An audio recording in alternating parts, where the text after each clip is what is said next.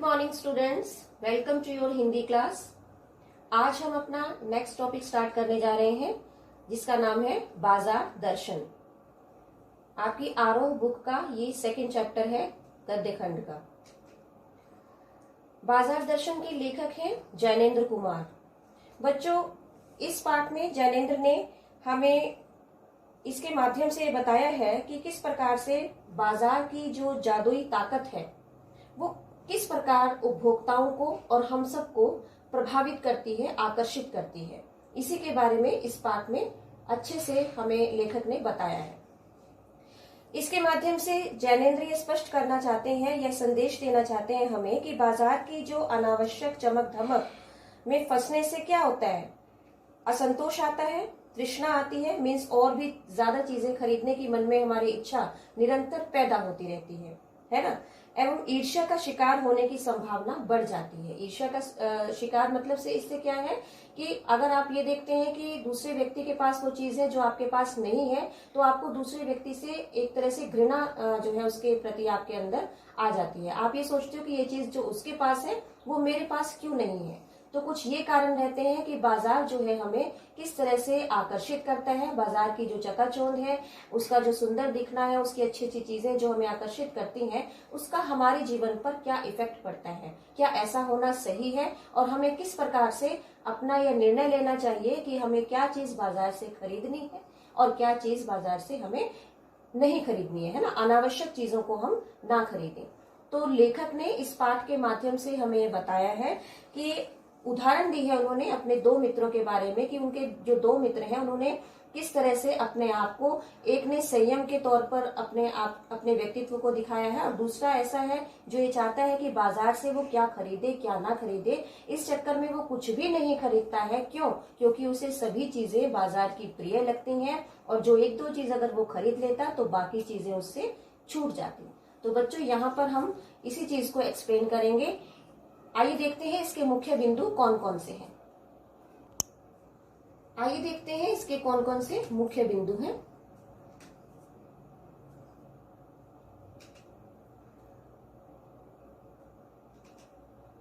पहला मुख्य बिंदु इसका है बढ़ता हुआ उपभोक्तावाद।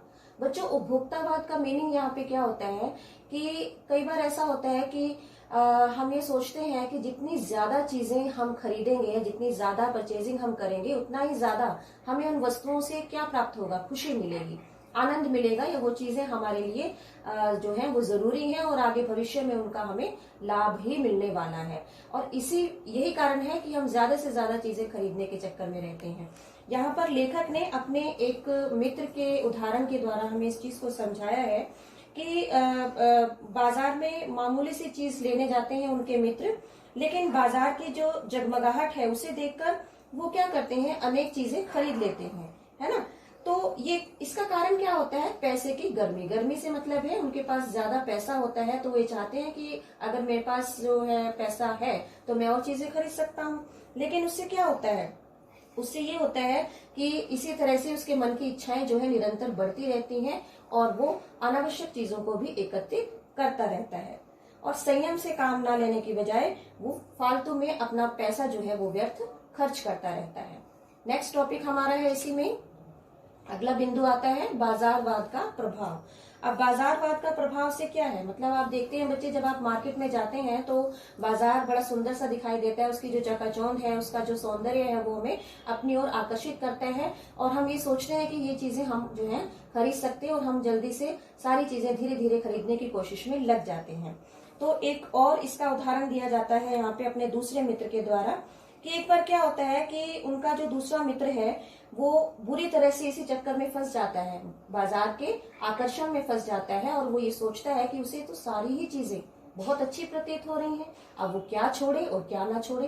तो यही कारण होता है कि वो कुछ भी खरीदता नहीं है और वो घर वापस ऐसे ही आ जाता है। क्यों? क्योंकि वो ये सोचता है कि अगर वो दो चीजें खरीद लेगा तो बाकी चीजें छूट जाएंगी। तो यही कारण है कि वो चाहते हुए भी वहां से कुछ नहीं खरीदता और घर ऐसे ही वापस आ जाता है। तो इसका क्या अर्थ निकलता है कि यदि हमें अपनी आवश्यकता का पता नहीं होता तो हम यह निर्णय नहीं ले पाते हैं कि हमें क्या खरीदना चाहिए और क्या क्या नहीं। तो यहाँ पर हमें यह निर्णय लेना है सबसे पहले कि हमें मार्केट जाना है तो हमें कौन सी चीज परचेज करनी है जो हमारे लिए अति आवश्यक है।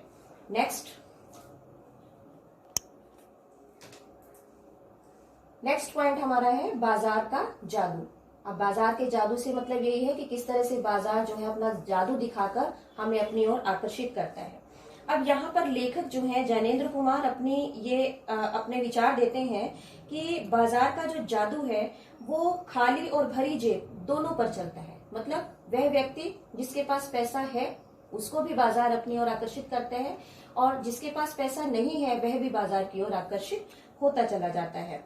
अब यहाँ पे तात्पर्य ये है कि जैसे कि आपका मन, मान लो आपकी जेब खाली है, आपके पास पैसा नहीं है, लेकिन मन आपका भरा हुआ नहीं है। मतलब ये है कि आप ये चाहते हैं कि आपके पास ये चीज हो, ठीक है, तब बाजार उसे अपनी ओर खींचता है।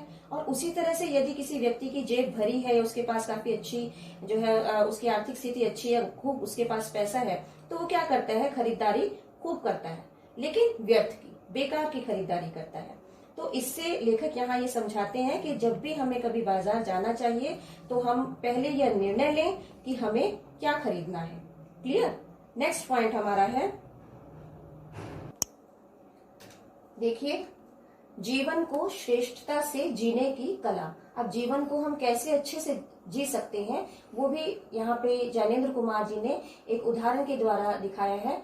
बाजार दर्शन पाठ में एक पात्र है भगत जी। भगत जी के चरित्र के द्वारा यहाँ पर हमें लेखक ने जीवन को अच्छे से जीने की कैसे श्रेष्ठता प्रदान करने की कोशिश की है वो बताया है कि भगत जी का जीवन जो है वो बहुत आदर्श जीवन है। क्यों?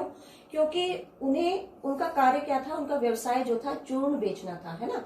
तो वो इतने लोकप्रिय थे इस चीज में, अपने इस व्यापार में, कि वो 6 महीने तक का अपना चूर्ण का व्यवसाय करके उसके बाद अपना फालतू जो व्यवसाय है वो नहीं करते थे। उन्हें जितना धन पर्याप्त मात्रा में चाहिए था वो उन्हें प्राप्त हो जाता था। उसके बाद बाकी बचा हुआ चूर्ण जो है वो बच्चों में बांट देते थे। उन्हें ये लालच नहीं रहता था कि ये भी मैं बेच दूं और पैसा मेरे पास अभी एकत्रित हो जाए।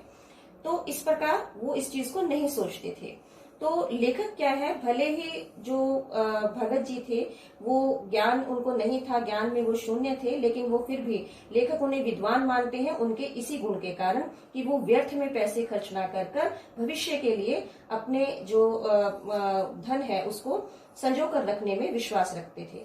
भगत जी को बाजार की चकाचौंध अपनी ओर आकर्षित नहीं करती थी क्योंकि वो एक विवेकपूर्ण निर्णय लेने वाले व्यक्ति थे।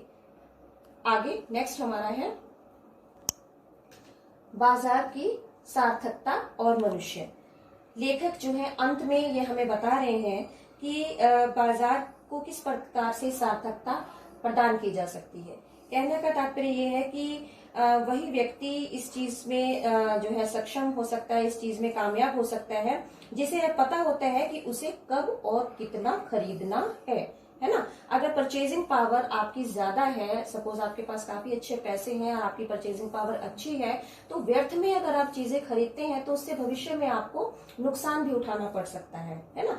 क्योंकि ये जो है अनीति शास्त्र है और इसमें क्या है, अगर उपभोक्ता जरूरत से ज्यादा चीजें खरीदकर केवल इसलिए खरीदता है कि वो दूसरों को दिखाए और दिखावा करने के मात्र से जो दूसरे व्यक्तियों को वो दुखी करे और गरीब व्यक्तियों में और अन्य व्यक्तियों में ईर्ष्या की भावना पैदा करे, तो ये चीज जो है ये लेखक को अच्छी प्रतीत नहीं होती है। इससे बाजार का जो सार्थकता है वो कहीं तक भी जो है क्लियर नहीं हो सकती।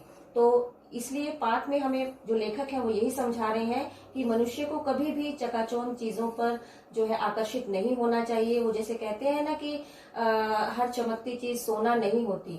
अगर वो चीज उस समय हमें उसकी जरूरत नहीं है तो हमें ये आवश्यक नहीं कि हम उसको खरीदें। हमें भविष्य के लिए भी अपनी पूंजी को जमा करना चाहिए और दूसरों को दिखावे से और इस चीज से बचकर हम बाजार की सार्थकता स्पष्ट कर सकते हैं। मुझे उम्मीद है आपको ये सारा चैप्टर, इसकी जो व्याख्या है बहुत अच्छे से समझ में आ गई होगी बच्चों। अब इस चैप्टर के आपको मैं प्रश्न उत्तर के PDF आपको मैं प्रोवाइड करती हूँ, तो आप उसको अपनी बुक में नोट डाउन कर लीजिएगा। थैंक यू बेटा, thank you, all the best.